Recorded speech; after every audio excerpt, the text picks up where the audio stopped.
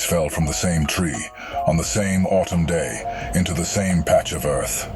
They landed side by side, buried by falling leaves, tucked into the same dark soil. Identical, unspent, full of promise.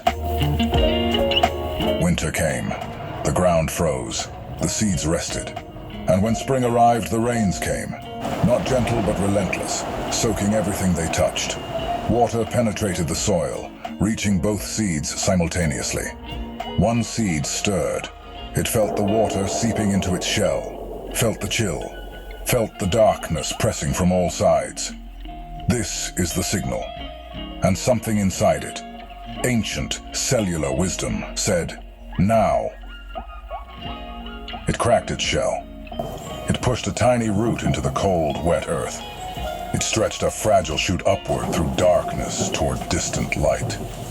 It was hard. It was uncomfortable. It was terrifying to break what had kept it safe. But it grew. The other seed felt the same water, felt the same chill, felt the same darkness. And it made a different calculation. Something inside it, a different voice, said, "Not yet. The conditions aren't right. Too cold, too wet, too dark, too uncertain. I will wait for the conditions to improve. I will wait for the perfect moment. I will wait until the soil is warm, the sun is steady. I will wait for the moment when I can grow without risk." So it pulled its shell tighter. It stayed safe. The first seed broke through the soil on a cloudy morning, its first leaf unfurling into a world it could not yet fully see. It was small, it was fragile, it was alive. The rain continued, the wind bent it, the summer sun scorched its leaves, insects nibbled, animals passed. Each day brought a new threat. Years passed, and each day brought something else, strength. Its roots learned to find water deeper than the surface. Its trunk learned to bend without breaking. Its leaves learned to turn toward the light, even through clouds. Every discomfort was a teacher. Every challenge was a shaping. It withstood storms that bent it nearly to the ground. It endured droughts that made its leaves curl. Each season it grew, slowly, unevenly, but always. The second seed remained below, safe, unchanged, watching time pass in the language of darkness, temperature, and moisture. Sometimes the soil was warm, too warm, I'll wait for cool. Sometimes it was dry, too dry, I'll wait for rain. Sometimes it was wet, still too wet, I'll wait for balance. The conditions never aligned. They never do.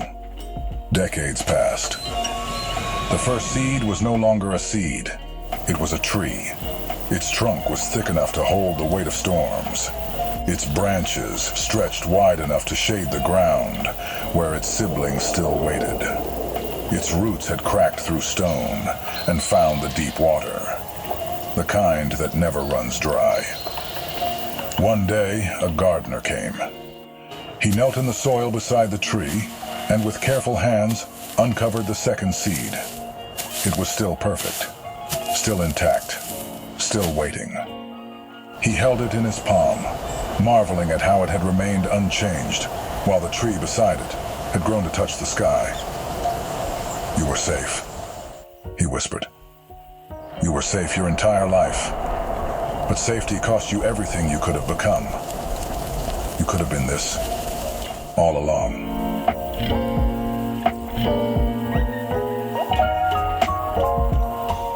Moral of the story.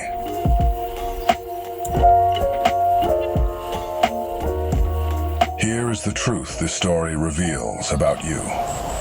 The waiting seed was not wrong to hesitate.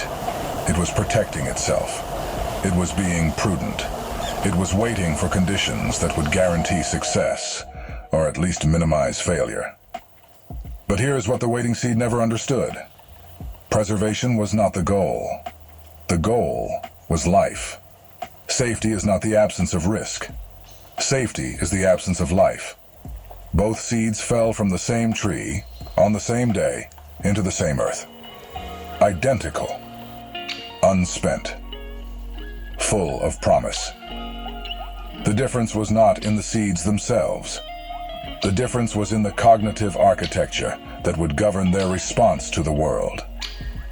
One seed possessed what psychologists call action orientation, the capacity to initiate behavior in the presence of uncertainty. The other seed possessed state orientation, a tendency to dwell on conditions, to wait for optimal circumstances, to prioritize preservation over progression.